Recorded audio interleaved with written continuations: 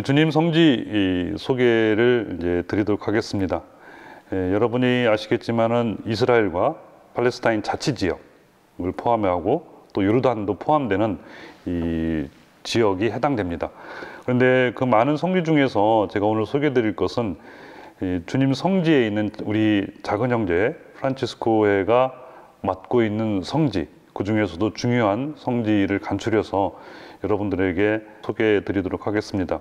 시간상 여러 가지 제약이 있기 때문에 그렇게 하는 것이 가장 합리적이라고 생각을 합니다. 우선은 주님 성지 중에서도 예루살렘 주님 무덤 성당을 소개해 드리도록 하겠습니다. 주님 무덤 성당 같은 경우에는 예수님이 돌아가시고 나셔서 그 이후에서부터 313년간 하드리나스, 그러니까 로마 식민지 시절을 거치게 됩니다. 313년에 콘스탄틴 대제가 그리스도교에게 종교의 자유를 허락하고 그때부터 그리스도교가 본격적으로 신앙생활을 할 수 있는 그런 자유를 얻게 됩니다. 그러면서 가장 중요한 사건 중에 하나는 무엇이냐면은 335년에 그 유명한 성녀 헬레나, 콘스탄틴 대제의 어머니이죠. 성녀 헬레나가 콘스탄틴 대제와 함께 주님 성지를 방문하고 특히 예루살렘을 방문해서 주님 성지 중에서도 주님 무덤 성당, 그리고 베들레헴, 그리고 주님의 기도 성당을 발굴하는 작업을 하게 됩니다. 그러면서 주님 무덤 성당에서 성 십자가를 발견하게 되고, 그리고 나서 이 성전을 짓게 되죠. 주님이 이제 AD 33년에서 34년에 돌아가시고 나셔서 AD 70년에 유대 로마 전쟁이 있었습니다. 그 과정을 거치면서 이 이스라엘이라는 나라가 이 전쟁 이후에 지구상에서 완전히 없어지죠. 없어지고 나서 이 로마 시기가 되고, 로마는 예루살렘을 로마식 도시로 만들게 됩니다. 그러면서 주님 무덤 성당 그 자리에 제우스 신전을 이제 세우게 됩니다. 베들레헴도 역시 마찬가지고요. 그래서 300년간 주님 무덤 성당과 베들레헴, 그리고 성전산에도 역시 이제 신전이 세워지게 됩니다. 이렇게 해서 이교도의 신전이 세워지게 되는데, 어떻게 보면은 그리스도교 입장에서 보았을 때는 신성모독이라고 할까요? 하지만은 주님 무덤 성당과 베들레헴을 평탄화 작업을 해서 신전을 세웠기 때문에 그 이유에 의해서 주님 무덤이 보존이 됩니다. 베들레헴 역시 이제 탄생 동굴도 역시 마찬가지고요. 그런 과정을 거치면서 성녀 헬레나에서 이제 발굴이 되지만은 335년에 지어진 주님 무덤 성당도 614년에 페르시아에 의해서 성당이 완전히 파괴됩니다. 그리고 628년에 예루살렘 총대주교 모데스토가 성당을 복구를 하게 됩니다. 그렇지만은 7세기 이후에서부터 그 이슬람이 시작이 되고, 7세기 이후에서부터는 주님 무덤, 주님 성지는 이슬람의 세력 안에 들어가게 됩니다. 그래서 638년에 칼리프 오마르가 주님 성지를 침공을 해서 성당이 훼손되기도 합니다.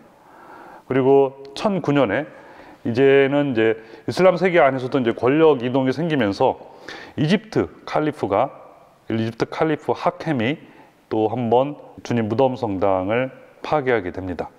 그리고서 1048년 비잔틴 황제 콘스탄티노 2세가 이집트 술탄의 허락을 받아서 성당을 이제 복구하게 되죠.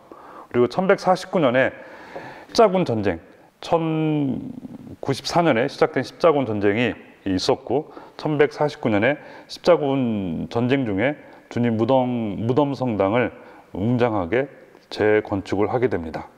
그러나 1187년 십자군 전쟁 중에 예루살렘이 무슬림 수중에 들어가게 되면서 성당은 그대로 유지가 되지만은 그리스도교 신자들이 성당을 참배하거나 또는 성당에 미사를 드릴 수 있는 모든 것들이 중지가 되고 사실상 폐쇄 상태가 됩니다. 이제 그렇게 유지되면서 1244년에 주님 무덤 경당, 이 주님 무덤 경당, 에디큘은 작은 집이라는 뜻인데, 사실상 주님 무덤을 보존하기 위해서 주님 무덤 성당이라는 큰 성당을 짓게 되고, 그 안에 에디큘, 주님 무덤 경당을 갖고 있는데 이것이 1244년에 이방 민족에 의해서 심하게 훼손되고 그리고 여러 차례 보수 과정을 겪게 됩니다. 그리고 1246년에 술탄 아뇽, 주님 무덤 성당의 정문 열쇠를 두 무슬림 가정에 맡기게 됩니다. 그래서 한 가정은 열쇠 소유권을 갖고 있고 다른 가정은 그 열쇠를 사용해서 주님 무덤 성당을 열어주고 닫아주는, 그것이 현재까지 유지가 되고 있습니다. 그래서 그 무슬림 가정은 자자손손 그 열쇠를 갖고선 주님 무덤 성당을 현재는 새벽 4시에 그리고 저녁 9시에 닫고 열어주는 것을 무슬림 가정들이 하고 있습니다. 제가 이제 사진 몇 장을 이제 보여드릴 텐데, 첫 번째는 현재 예루살렘의 총대주교, 라틴 총대주교 주교님인데, 그분이 코로나 바이러스 시작했을 무렵에 예루살렘의 성 십자가, 그 조각이죠. 십자가를 가만히 보면은 그 안에 조각이 있는데 그 십자가로 축복하는 장면이고요. 그래서 그리고 두 번째는 나중에 더 설명이 되겠지만은 미국 대통령 트럼프가 방문을 했을 때 우리 작은 형제의 성지 보호구 봉사자 프란체스코 패톤 형제하고 그 그리스 정교회 바르톨로메오 주교님하고 아르메니아 정교회 총대주교님하고 이 세 분이 트럼프 대통령을 맞이하고 있습니다. 무덤 성당은 이 세 작은 형제, 그리고 그리스 정교회, 그리고 아르메니아 정교회가 스타투스코, 아마 앞 시간에 모소 형제가 설명을 해드렸으리라고 생각을 하는데, 스타투스코 이후에 이 세 종파가 무덤 성당의 공동 소유 권한을 나누어서 갖고 있습니다. 뭐 여러 역사적 과정을 통해서 복잡한 관계를 이루게 되는데 그렇게 나누어 있고, 현재는 세 종파가 주님 무덤 성당을 관리하고 권리를 행사하고 있습니다. 마지막 사진은 주님 무덤 성당에서도 가장 중요하고 가장 무덤 성당에서 핵심적인 부분인 주님 무덤 내부의 모습입니다. 그래서 지금 이 그림은 성지 보호구 봉사자 프란치스코 패톤 형제가 기도하는 장면이고, 기도를 하고 있는, 무릎 꿇고 있는 그곳이 주님의 시신이 누였던 그 돌을 보호하기 위해서 대리석으로 쌓여 있는 장소입니다. 그래서 여기가 주님께서 부활하신 빈 무덤, 그 장소인 것입니다. 그래서 우리 그리스도교 신앙의 시작이고 핵심이고 원천인 것이죠. 그래서 이 주님 무덤 안에서는 작은 형제 그리고 그리스 정교회, 아르메니아의 정교회가 공동 소유하고 있습니다. 그리고 이 세 종파만 이 안에서 전례를 거행할 수 있는 권한을 갖고 있습니다. 어떻게 이런 과정을 거치게 되었는가?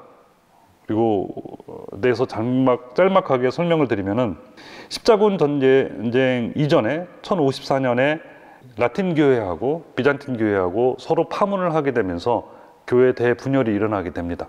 그리고 1094년에 십자군 전쟁을 시작하게 되고 1219년에 프란치스코가 이집트 다미에타를 가서 술탄으로부터 성지를 순례할 수 있는 허락을 받게 되고, 거기를 기점으로 해서 작은 형제가 주님 성지에 현존하기 시작합니다. 그런데 1309년에 작은 형제가 주님 무덤 성당에 거주할 수 있는 허락을 받게 됩니다.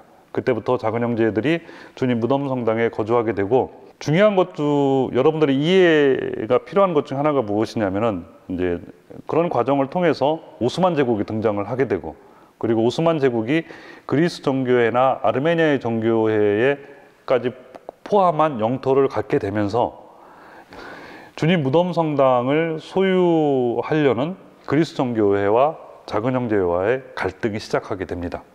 그래서 역사적 과정 안에서 보면은 십자군 전쟁이 있었고, 4차 십자군 전쟁 때 베네치아를 출발한 십자군이 이스탄불, 즉 콘스탄티노폴리스를 침공을 해서 하기야 소피아 성당을 훼손 또는 그곳에서 그리스도 이제 동방정교회에서 보았을 때는 치욕적인 사건이 이제 벌어지게 되죠. 그 이후부터 그리스 정교회는 라틴 교회와 상종하지 않으려는 그런 마음에 앙금을 갖게 됩니다. 근데 주님의 성지 와서 보니까 라틴 교회의 수도회인 작은 형제가 주님 성지를 소유하고 있기 때문에 어떻게든지 라틴 교회로부터 주님 성지를 우리가 보기엔 뺏기는 거죠. 그들은 정당하게 가져가는 그런 작업들을 하게 됩니다.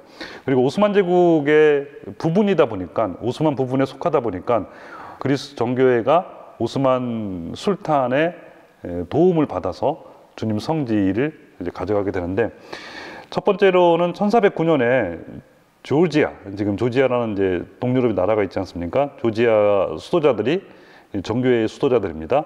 골고타 언덕의 절반을 얻기 위한 재판을 오스만 제국의, 그러니까 이집트 술탄에게 요구합니다.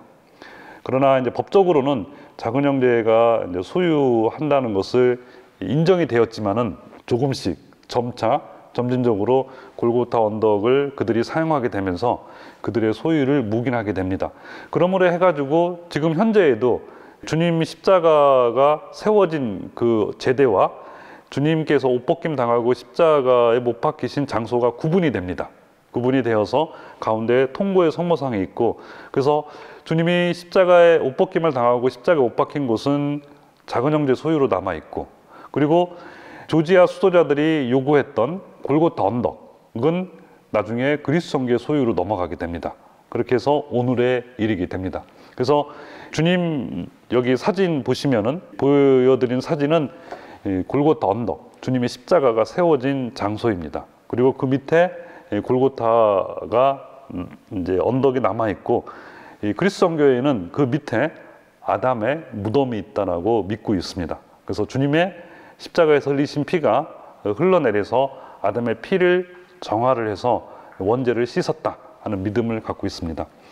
그리고 드디어 1517년에 이제 오스만 제국이 팔레스타인을 점령하게 됩니다. 그러므로 해서 작은 형제가 주님 무덤 경당, 주님 무덤이죠, 에디큐를, 그리고 골고타, 그리고 성십자가 경당. 이 성십자가 경당은 무엇이냐면은 아까 말씀드린 것처럼 성녀 헬레나가 예루살렘 순례를 하고 주님 무덤 성당을 발견하게 되고, 그리고 주님 무덤 성당 안에서 성십자가를 발견하게 됩니다. 십자가 3개를 발견하게 되는데, 하나 그 위에 병자들을 뉘어서 치유의 기적이 있는 십자가를 주님의 십자가로 받아들이고, 그리고 이제 모시게 되는 겁니다. 그렇게 해서 라틴 또는 작은 형제가 주님 무덤 경당, 골고타, 성십자가 경당을 소유하게 됩니다. 1537년에서 1540년 사이에 콥틱 정교회가 주님 무덤 경당 뒤편에 제대를 설치할 수 있도록 오스만 제국의 허락을 받습니다. 그래서 지금 현재까지도 제대, 이제 주님 무덤 경당, 주님 무덤 뒤편에 가면은 콥틱 정교회 제대가 현재까지도 사용되고 있습니다. 1633년부터 작은 형제와 그리스 정교회 간의 주님 무덤 성당 주도권 문제를 갖고선 갈등을 겪게 됩니다. 그리고 1808년에 큰 화재로 주님 무덤 성당이 크게 훼손됩니다. 그래서 1810년부터 그리스 정교회를 주축을 해서, 그리스 정교회가 그 당시에 이제 강자였던 러시아의 후원을 받아서 현재의 주님 무덤 성당을 신축하게 됩니다.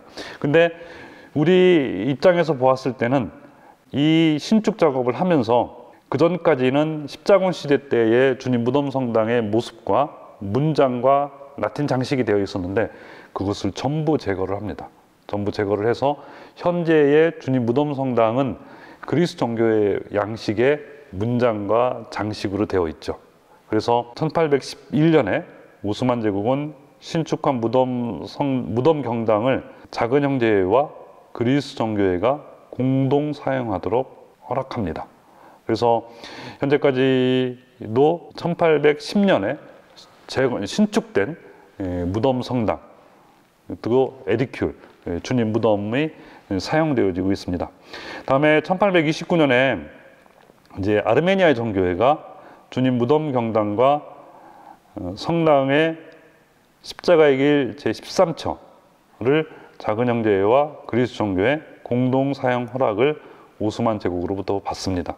즉 이 오스만 제국의 영토 안에 있는 그리스 정교회, 아르메니아 정교회가 오스만 제국 정부와 도움을 받아서 주님 무덤 성당 내에 소유권을 확보해 가는 것이고, 우리 라틴을 대표하는 작은 형제에는 지리적으로나 여러 가지 면에서 통신 수단이나 여러 가지들이 용이하지 않기 때문에 여러 가지 면에서 불리한 입장에 있다 보니까 하나둘 이제 뺏기게 되는 겁니다. 그런 과정을 통해서 현재에까지 상태에 이르게 되고, 1852년에 오스만 제국이 러시아의 압력을 받아서 스타투스코, 아마 모세 형제가 설명이 되었을 텐데 그 현상 유지법, 그래서 1850년 그 상태에서 주님 무덤 성당 내에서 소유권과 권리가 현상이 유지가 돼서 현재까지 이르게 됩니다.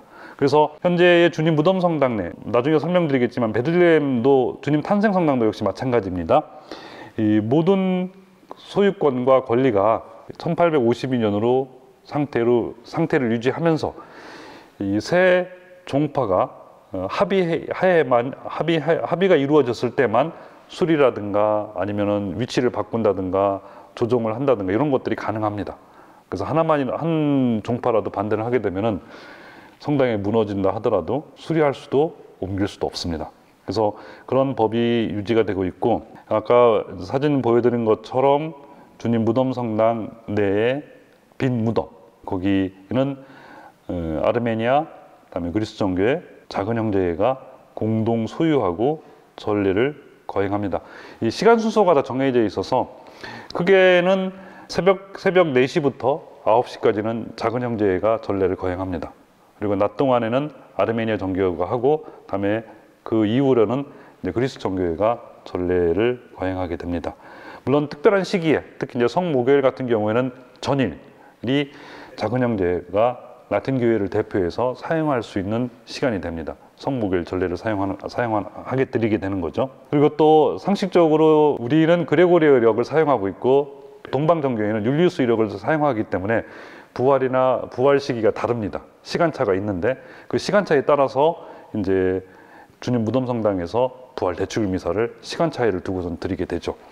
어쨌든 간에 이런 관계 안에서 스타투스코 법에 의해서 주님 무덤 성당이 소유권이 이제 정해져 있고, 그래서 이러한 내용을 여러분들이 모르시고 주님 성지 순례를 가시다 보면은 이 복잡하고 또 사람들 많고 또 여러 전례들이 동시에 이루어지는 상황들이 보면서 도대체 기도할 수 있고 또 조용한 어떤 주님을 만날 수 있는 시간을 가질 수 없는 안타까움을 갖게 되는데, 지금 제가 간략하게 설명드린 이런 과정을 통해서 주님 무덤 성당이 현재의 이 세 종파가 시간을 나누어서 하게 되고, 또 오후 4시에는 오랜 전통에 의해서 우리 이제 천주교가 작은 형제가 행렬 기도를 드리게 됩니다.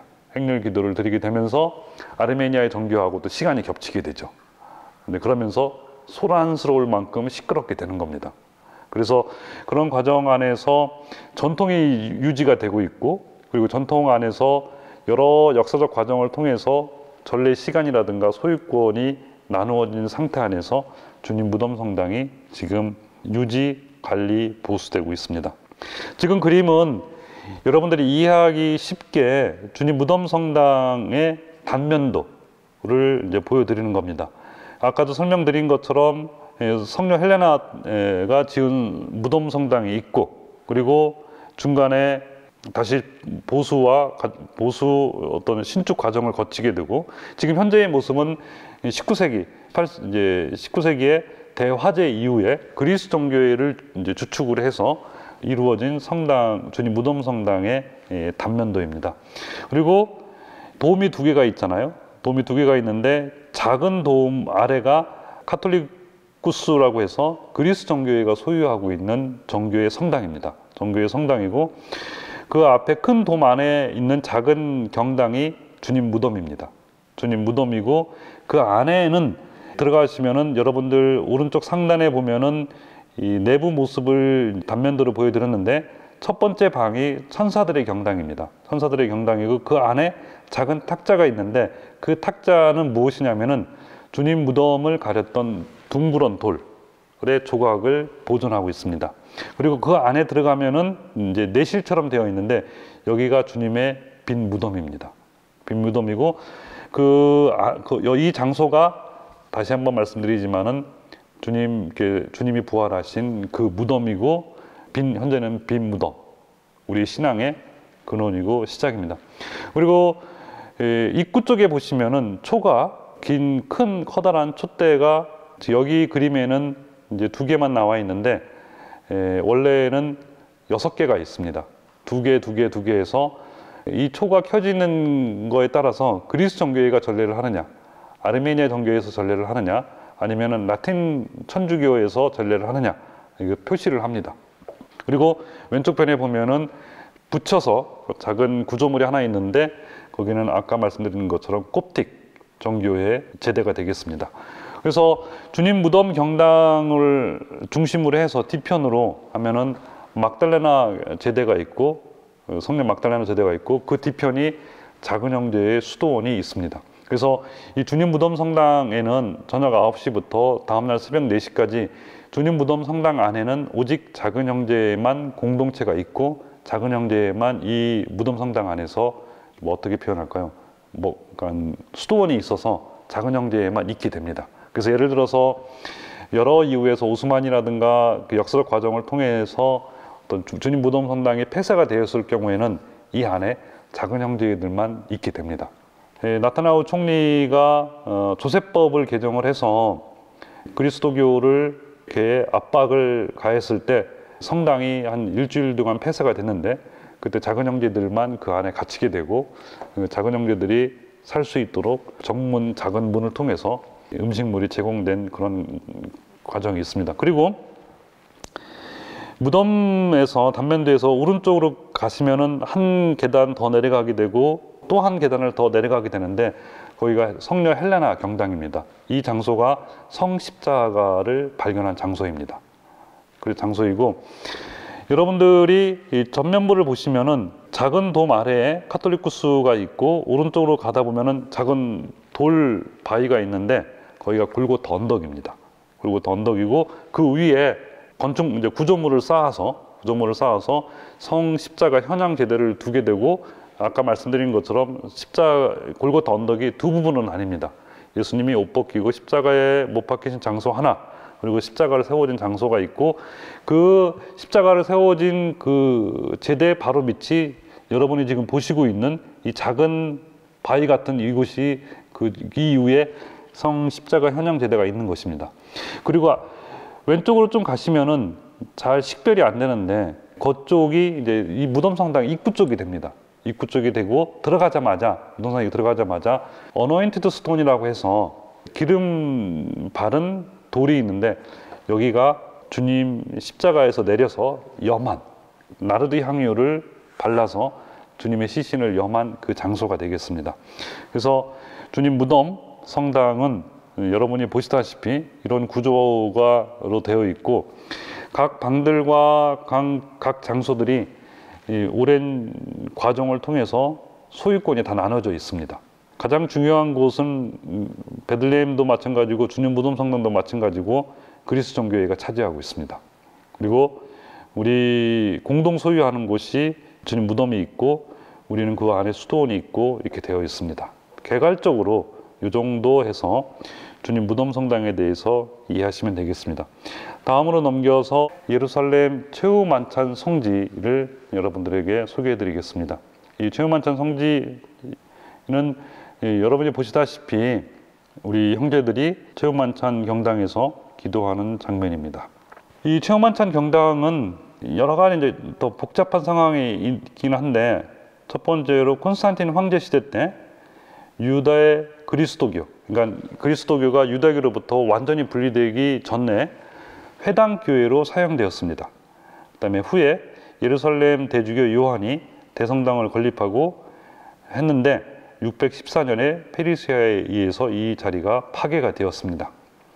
그리고 십자군 시대 때는 이제 오랜 시간이 지나고 십자군 시대 때는 시온산의 성마리아께 봉헌된 성당이 이 자리에 건립이 되었습니다. 그러나 십자군이 1294년으로 기억하는데 완전히 철수하고 이제 패하고 철수했을 때 이후에 파괴되었습니다. 그리고 이제 작은 형제들이 주님 성지에 현존하기 시작하면서 예루살렘에 처음으로 얻게 된 수도원이 바로 최후만찬 성지가 되겠습니다. 그래서 1335년에 작은 형제가 최후만찬 성지를 취득하게 됩니다. 그리고 나서 클레멘스 6세 교황님이 최후만찬 성지와 그러니까 주님 무덤 성당에서 봉사하는 작은 형제들에게 전 카톨릭 교회를 대표하여 주님 성지를 보호하는 봉사를 하도록 칙서를 통해서 맡기게 됩니다. 그래서 클레멘스 6세 이후에서부터 작은 형제는 전 카톨릭 교회를 대표해서 주님 성지를 보호하는 봉사를 하게 됩니다. 그래서 최후만찬 성지는 200년간 작은 형제의 성지 보호구 본부 수도원으로 사용됩니다. 그래서 현재까지도 보호구 봉사자는 시원산의 수도원장으로 불려지게 됩니다. 왜냐하면 최후만찬 성지가 시원산에 자리하고 있습니다. 근데 이제 문제는 어디서부터 시작하냐면은 1552년에 오스만 제국에게 이 성지를 빼앗깁니다. 그래서 이 성지가 모스크로 사용되어지고 앞에 여러분이 사진이 보여주다시피 주례자가 앉아있는 그쪽에 미르나가 있습니다. 그래서 어느 모스크든지 미르납이 있는 곳은 메카 방향에 놓여지게 돼서 그 미르납이 있다는 것은 과거에 이곳이 모스크로 사용되었다는 뜻이기도 합니다. 다음에 1932년에 이 성지를 1936년까지 이 성지를 획득하려고 작은 형제가 부단히 노력을 했으나 결국 실패를 하고 바로 옆 부지를 확보해서 여러분들이 보시는 사진 최후의 만찬 성지 수도원을 건립하게 됩니다. 그리고 1948년에 이스라엘이 건국하고 되면서부터 이제 시오니즘이 근거를 해서 이스라엘이 건국하게 되고 그리고 나서 이스라엘 정부가 최후만찬 성지를 소유하고 현재는 이 건물이 이제 2층 건물로 되어 있는데 2층은 최후만찬 성지가 남아 있고 아래층에는 다윗 왕의 가묘가 있고 유다교 신학교가 자리하고 있습니다. 그래서 현재는 이스라엘 정부의 허락이 있을 때에만 전례가 가능합니다. 그리고 평상시에는 순례자들이 방문을 하게 되고 그리고 여러분들 이제 다음 사진을 보시면은 이제 내부의 이제 2층 경당의 이제 모습인데 현재는 그리스도교의 모든 상징물이 완전히 제거되었습니다. 제거되어 있는데 단 하나 여러분들 미르납이 있고 뒤쪽으로 더 가시면은 이제 빛이 들어오죠. 그쪽에 이제 문이 되는데 이제 거기서 이제 지하로 내려가는 계단이 있고 그 사이에 이제 작은 구조물이 하나 있습니다. 기둥이 있는데 그 기둥에 지붕을 받치는 돌이 장식이 이제 펠리칸이 있습니다. 그래서 전통적으로 그리스도교는 펠리칸을 이제 그리스도의 상징으로 사용했죠. 왜냐하면은 먹이가 없을 때 어미 펠리칸이 가슴을 열어서 새끼들이 어미의 가슴을 쪼아서 피 또 어미의 심장을 먹어서 새끼는 살고 어미는 죽는 그런 펠리칸의 습성을 그리스도에 비유했던 그리스도교의 전통이 이 경당에 딱 하나 남아 있습니다. 아마 추론컨대 무슬림들이 이것이 그리스도교의 상징이라는 것을 몰랐기 때문에 남아 있을 수 있을 거라고 생각을 합니다. 그리고 아까 말씀드린 대로 이스라엘 정부의 허락이 있을 때에만 뭐 교황님 방문이라든가 또는 이제 성목요일, 최후만찬 또는 성령 강림 또는 이제 그런 특별한 전례 시기 때 이스라엘 정부의 허락을 얻어서 이 안에서 전례를 드리게 됩니다. 그래서 성령 강림 때 성지보호구 봉사자가 최후만찬 경당에서 성령 강림 미사를 드리는데 지금 성령 강림이 있었던 그 장소는 이제 이스라엘 정부가 철저하게 허락하지 않습니다. 그래서 거기는 들어가지 못하고 최후만찬이 있었던 그 장소에서만 최후만찬, 그러니까 성목요일 그리고 성령 강림 미사를 드리게 됩니다. 그래서 이렇게 해서 이제 최후만찬에 대해 소개드리고 다음에 이 십자가의 길에 대해서 여러분들에게 설명드리도록 하겠습니다.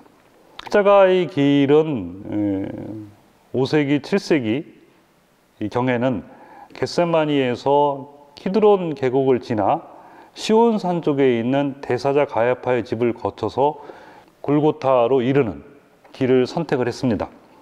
이제 사진에 보시면은 이거 지금 현재 지금 사진이 이제 오른쪽에 보면은 현재 예루살렘 도성의 모습입니다. 그리고 왼쪽에 보면은 큰 사각형의 공간이 있는데 여기가 그 성전산입니다. 성전산이고 이 자리는 간략하게 설명을 드리면은 아브라함이 이삭을 바친 모리아산이 바로 여기 이곳입니다. 그리고 이 자리는 솔로몬 왕이 야훼 하느님께 성전을 지어서 바친 곳이 바로 이 자리입니다.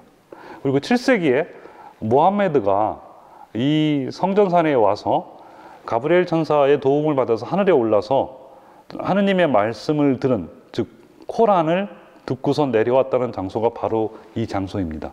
그래서 현재는 이 모리아산 또는 성전산에는 아브라함이 이삭을 바친 장소이면서도 아브라함의 종교, 그리스도교, 유다교, 그다음에 이슬람의 성지가 되고, 그다음에 유다교 입장에서는 솔로몬의 성전을 바쳤던, 그리고 제2성전, 헤롯 성전이 바쳐진 곳이고, 그렇기 때문에 유다교의 성지이기도 하고, 그리스도교 입장에서는 주님 무덤 성당과 함께 구약 성경 안에서 예수 하느님께 중요한 성지이기도 하죠. 그리고 이 성당에서 알락사 사원이 코란을 받아서 온 모하메드를 기념하는 모스크이기 때문에 메카, 메디나, 그다음에 예루살렘, 요 세 개가 이슬람의 3대 성지입니다.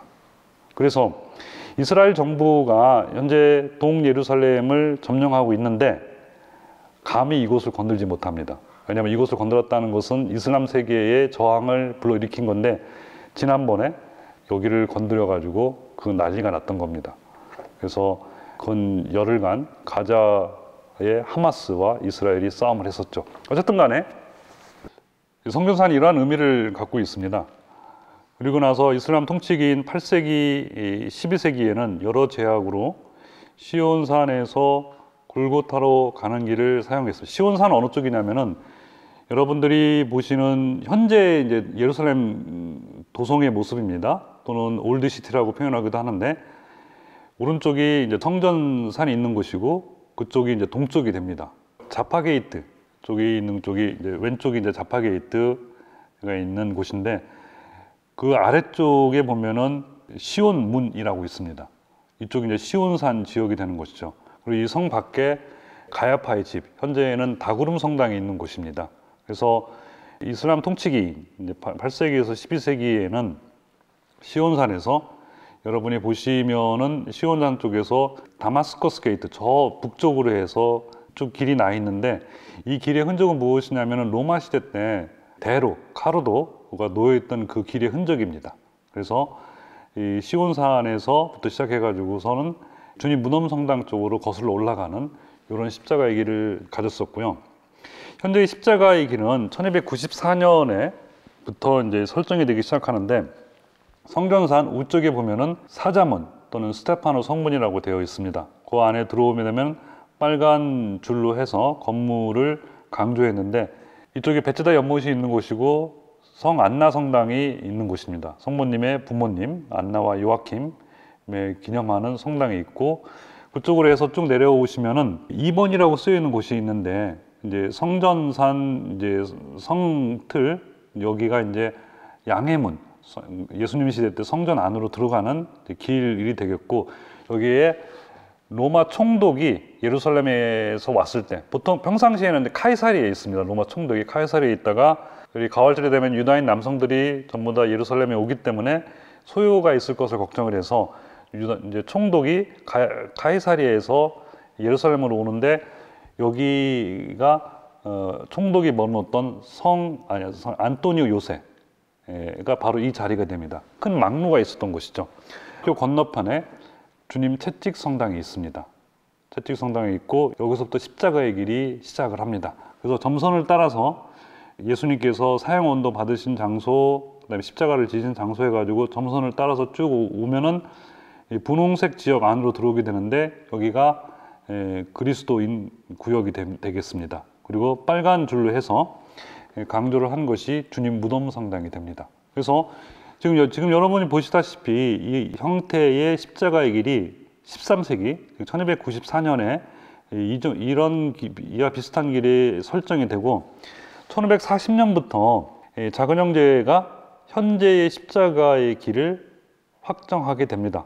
그래서 아까 설명드린 것처럼 안토니오 성체, 현재는 아랍 초등학교가 되겠고, 그곳에 주님 채찍 성당이 있고 프란치스칸 비블리쿰이 있고, 거기서부터 이제 십자가의 길 1, 2처가 시작이 되고, 그래서 3처, 4처부터 해가지고서는 예루살렘 도성 안에 시장을 간통을 해서 주님 무덤 성당까지 이르는 7개의 장소가 있습니다.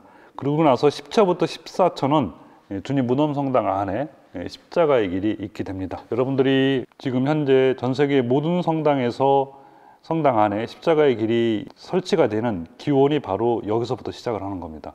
다음엔 두 번째로 주님 무덤 성당과 함께 중요한 주님 탄생 성당에 대해서 말씀드리도록 하겠습니다. 여러분들 첫 번째 사진을 보시면은 주님 탄생 성당은 율리우스 황제 때 지어진 성당이고 나중에 이제 그것이 이제 불타 없어진 다음에 다시 지어졌죠. 율리우스 황제 때.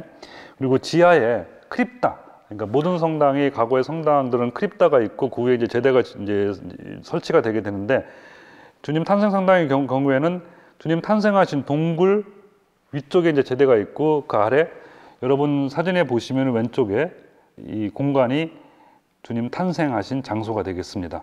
그리고 우리 형제가 서 있고, 우리 형제 여러분이 보시기에 오른쪽에 보면은 밑으로 약간 내려가는 공간이 있는데, 여기가 구유경당이 되겠습니다.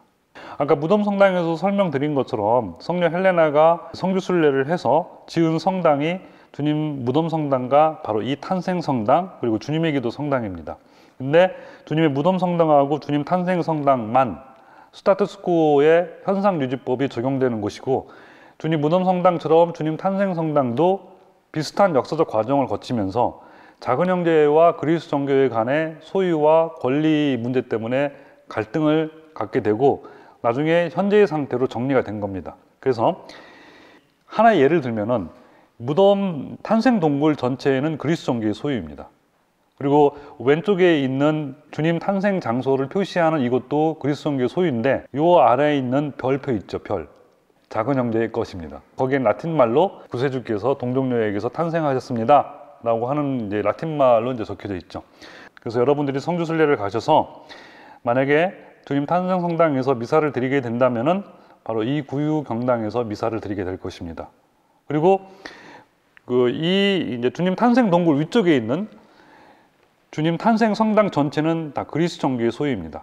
아르메니아의 정교하고 부분적으로 이제 나눠서 쓰고 있지만은 이제 그곳에는 작은 형제의 소유가 없습니다.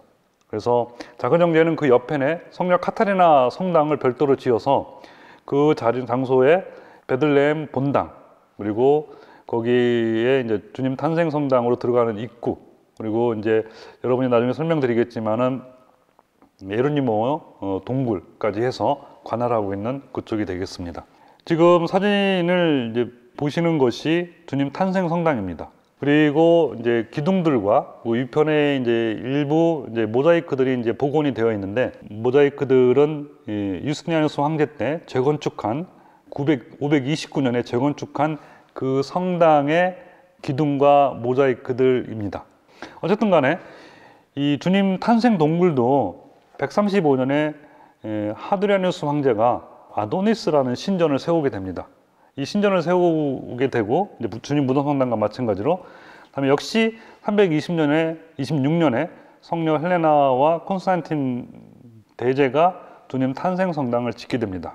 그리고 성 에로니모가 불가타 성경을 384년에 탄생 동굴 근처에서 번역하게 됩니다. 그래서 여러분들이 카타리나 성당을 통해서 지하 동굴로 가게 되면은 주님 탄생 동굴과 함께 성 에로니모의 동굴을 순례하게 되실 텐데, 그곳이 바로 불가타 성경을 번역한 곳입니다. 그리고 529년에 사마리아인들이 이 성당을 파괴하였는데, 유스티니아누스 황제의 성당의 재건축은 현재까지 남아 있습니다.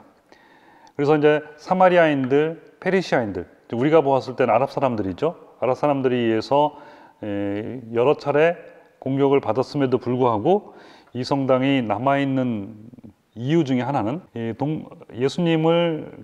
아기 예수님을 경배하는 동방 박사의 복식이 아랍 사람들이었기 때문에 페르시아인들이 자신들의 조상들과 관련된 성당이라고 인식을 해서 이 성당을 파괴하지 않고 그대로 보존시켰습니다.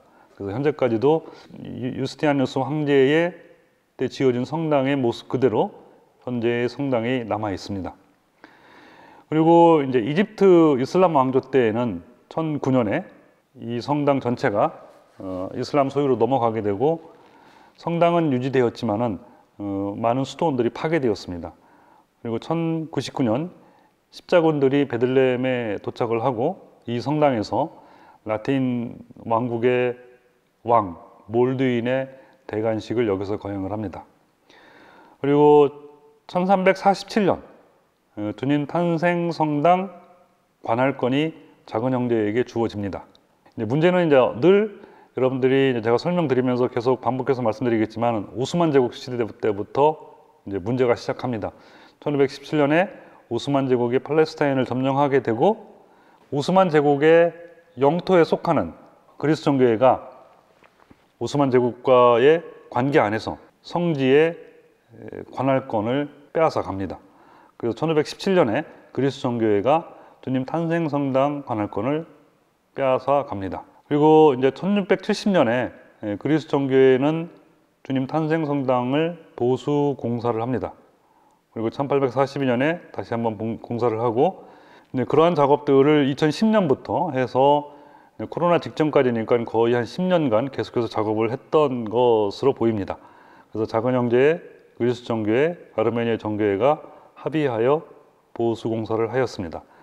그래서 여러분들이 주님 탄생 성당에 방문을 하시면은 순례를 하시면은 주님 탄생 성당 자체는 이제 그리스 정교회의 소유다라고 생각을 하시면 되겠고 제대 부분 아래쪽이 이제 크립다가 되겠는데 그 제대 부분이 바로 주님 탄생 동굴에 위치하게 되겠습니다. 그리고 그 탄생 동굴은 양쪽에서 들어갈 수 있게 되는데 다음 그림을 보시면은 이제 이 성당의 단면도입니다. 전체 성당의 모양은 이제 십자가 형태로 되어 있죠. 그래서 십자가가 교차하는 지점, 그곳이 탄생 동굴이 되겠습니다. 탄생 동굴이 되겠고 그곳이 이제 제대가 있는 부분이 되겠고 양쪽으로 이제 위쪽과 아래쪽에서 양쪽으로 들어갈 수가 있는데 이제 여러분이 보시기에 7번 숫자가 쓰여진 곳 그리고 8번이 되어 있는 곳이 되어 있고 그 밖으로 나가게 되면은 그 전체가 밖으로 나가게 되면 우리 작은 형제 소유의 이제 관할 지역이 됩니다. 관할 지역이 되고 그래서 우리는 순례를 할 때 8번에서 7번으로 들어와 가지고 주님 탄생 동굴로 들어가게 됩니다. 탄생 동굴로 들어가게 되면은 이제 탄생 동굴을 경배하고 그다음에 예로니모의 동굴도 이제 순례를 할 수 있게 되죠. 그리고 오른쪽 그림에서도 보시면은 그릇도는 아래쪽에 있다는 거 하나하고 그리고 이 성당의 이제 또 하나의 특징 중에 하나가 뭐냐면 나르텍스가 있습니다. 나르텍스는 뭐냐면은 초세기에 예비자와 세례받은 신자를 성당 경내 안에서 구분을 합니다. 그래서 예비자들이 머물렀던 곳이 이제 나르텍스인데 현재는 거의 없어졌지만은 이 주님 탄생 성당에는 그 흔적들이 남아 있습니다. 그리고 이 성당의 입구는 겸손의 문이라고 해서 굉장히 이제 허리를 굽혀서 들어가게 되는데 원래는 이제 이렇게 작은 문을 만든 것이 아니라 아랍 사람들이 말을 타고 성당 안으로 막 들어오다 보니까 그것을 방지하기 위해서 이렇게 작은 문을 만들었다고 합니다. 그래서 이렇게 들어가시면은 네이브가 이렇게 있고 그다음에 중요한 제대부가 이렇게 자리하게 됩니다. 그래서 베들레헴 성당에서도 성당에 대해서 탄생 성당에 대해서도 간략하게 말씀드렸지만은 주님 문헌 성당과 함께 같은 역사적 배경과 그리고 1517년 오스만 제국의 등장과 함께 그리스 정교회와 작은 형제의 소유권 문제 갈등이 있었고 그것이 오랜 시간 동안 주고받고 뭐 빼앗기고 빼앗는 이런 과정들을 통해서 이제 스타투스쿠어 현상 유지법에 의해서 정리가 되어 있는 것인데 주님 탄생 성당 같은 경우에는 이 성당 자체에 대해서는 우리 라틴 이제 작은 형제에는 아무런 소유권이 없습니다. 다만 탄생 동굴 안에 그 부분에 있어서 탄생 구유와 표지판, 별판만 우리 라틴 교회 소유입니다. 그리고 나머지 것은 다 그리스도 종교이기 때문에 여기도 스타투스코에 의해서 전례를 우리 작은 형제도 드릴 수 있는 권한이 있습니다. 다만 소유권만 없을 뿐입니다. 그래서 그렇게 이해를 하시면서 여러분들이 보시면 되겠습니다. 다음으로 이제 장소를 옮겨서 이제 나자렛이 되겠습니다.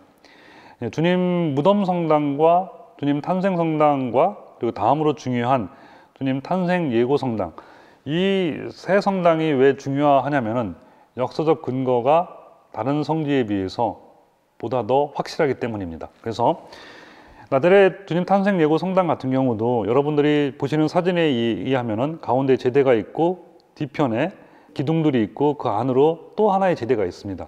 이 장소가 성모님의 집 동굴이 되겠습니다. 여러분들이 우선 이해해야 될 것 중에 하나가 무엇이냐면 탄생 동굴도 그렇고 성모님의 집도 그렇고 그 당시에 대부분의 이제 평민들, 일반 사람들은 가난하였고 그래서 건물을 지어서 살았던 것이 아니라 자연 동굴을 이용하거나 그리고 이 지역은 석회암질로 되어 있기 때문에 동굴을 만들기가 편해요. 그래서 아마도 성모님의 집도 이런 자연 동굴을 활용해서 집으로 사용했을 것이고 그 위에 비잔틴 시대 때 성당이 지어진 것입니다. 그래서 여러분들이 보시면은 기둥들이 있고 뒤에 보면은 벽체가 있고 여러 가지 유적들이 남아 있는데 이것은 비잔틴 시대 때 지어진 성당의 유적지입니다. 그 위에 현대식 1968년에 큰 성당을 지어서 지금 현재의 모습을 이루고 있습니다. 그리고 이 성당은 복층 구조로 되어 있습니다. 그래서 아래층에는 주님 탄생 예고 성지가 있고 위층에는 큰 대성당이 자리하고 있습니다. 이 성당에 대해서 이 성지에 대해서 설명을 드리자면은 3세기 초까지 아마도 나자렛 초기 그리스도교 공동체의 중심 역할을 했을 것으로 추정합니다. 왜냐하면은 예수님의 친척들이 그러니까 예수님의 혈연적 관계가 있는 분들이 3세기 중반까지 성지를 돌보았을 것으로 추정합니다. 성모님의 집이 있고 그리고 그 일대에 지금도 계속해서 보면은 그 일대는 동굴로 된 집들, 가옥들이 아직도 유적들이 계속해서 발굴되고 있는 상태입니다. 그래서 그 일대에서 이제 성모님이나 예수님의 친척들이 살았을 것이고 초기 그리스도교 공동체의 가정교회나 또는 이제 집회 장소로 사용됐을 가능성이 클 것으로 추정합니다. 그리고 427년에 비잔틴 양식의 성당이 지어지게 됩니다. 그래서 그 당시 지어졌던 성당의 모자이크가 일부 남아 있습니다. 그러나 이 성당도 역시 이제 페르시아에 의해서 지금 페르시아는 현재 이란입니다. 페르시아에 있어서 641년에 파괴가 됩니다.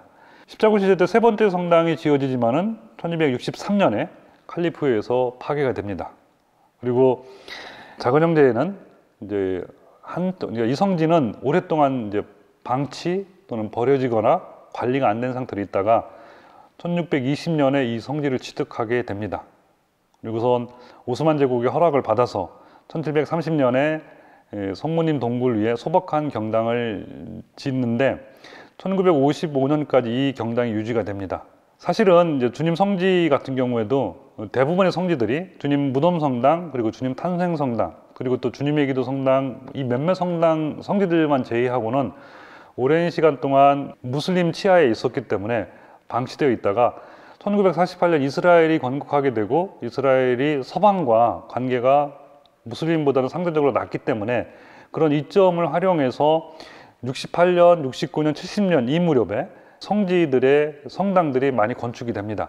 그래서 주님 탄생 예고 성당도 68년에 다시 이제 대성당을 지을 수 있었고 타볼산의 주님 거룩한 변모 성당도 역시 마찬가지고 뭐 카나도 역시 마찬가지고 해서 갈릴레아라든가 뭐 에리고 이 일대들의 성지들은 오랫동안 방치되었다가 그리고 기회가 있을 때 작은 형제들이 주님 탄생 예고 성당도 1620년에 취득을 했는데 큰 성당을 지을 수는 없고 작은 성당만 갖고 있다가 1968년에 이스라엘이라는 그 새로운 체제 안에서 대성당을 짓고 비잔틴 시대 때의 성당 유적지와 뭐 여러 가지를 발굴하고 현재까지 사용하고 있습니다. 이 성모님의 집으로 추정되어지는 이곳은 이태리 로레타에 성모님의 집 상층부가 이제 옮겨져 있는데 아마 추론컨대 십자군 전쟁 때 이제 십자군들이 옮겨갔을 것이고 탄소 연대 측정기에 의하면은 학자들에 의하면은 나자렛의 주님 탄생 성지와 노레토의 그 집하고 연대가 동일합니다. 그리고 흙 성분도 거의 비슷하다고 해서 거의 확실하게 믿어지는 바 아마 요 나자렛에서 성모님의 집에서 가져갈 것이다. 그래서 산타카사 거룩한 집이 있습니다. 어쨌든 간에 이 성모 주님 탄생 예고 성당도 성모님의 집으로서 또는 그리고 주님께서 사람에 되신 이 놀라운 사건에 있어서 역사적 근거가 비교적 있는 그런 성지이고 우리 작은 형제들이 이 성지를 1620년에 이후부터 관리하고 있습니다. 그리고 여러분이 나자렛을 방문하시면은 나자렛에 유일한 우물터가 하나 있습니다. 거기는 이제 정교회에서 관리하고 있는데 현재는 사용하지 않고요. 그래서 아마 그 우물터는 마리아의 우물이라고 현재도 불리고 있습니다. 그래서 그 우편에 가시면은 가브리엘 정교회 성당이 있습니다. 거기 그 성당 안에 내부에는 이 우물로 흐르는 샘, 그러니까 그 우물의 기원이 되는 장소가 이제 보호되고 있죠. 그래서 정교회는 그 가브리엘 성당에서 주님 탄생 예고 아나운시에이션을 이제 기념하고 있고 우리는 성모님의 집에서 기념하고 있습니다. 이제 다음으로 이제 갈릴레아로 옮겨서 가파르나움 주님의 도시에 대해서 말씀드리도록 하겠습니다.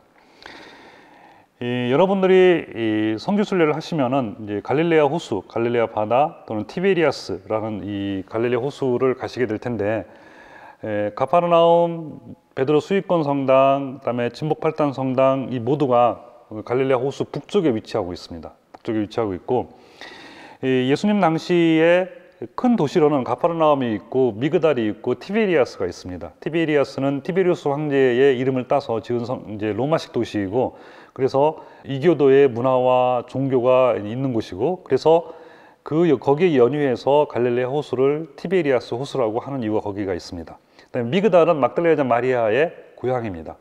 그 옛날부터 이제 무역 또 이제 염색 기술 그리고 수산물들이 유명해서 로마에까지 수출한 곳이기도 하고 가파르나움은 제가 정확한 기억은 아니지만은 이제 신생 도시로서 그 당시에 돈을 벌어서 새로운 신도시를 구성해서 살던 부자들이 살던 부촌 중에 하나였다고 생각합니다. 그래서 예수님 당시에는 아마도 가파르나움과 미그달과 티베리아스 여기가 중요한 도시였을 것이고 가파르나움은 예수님이 주로 활동하신 중심지.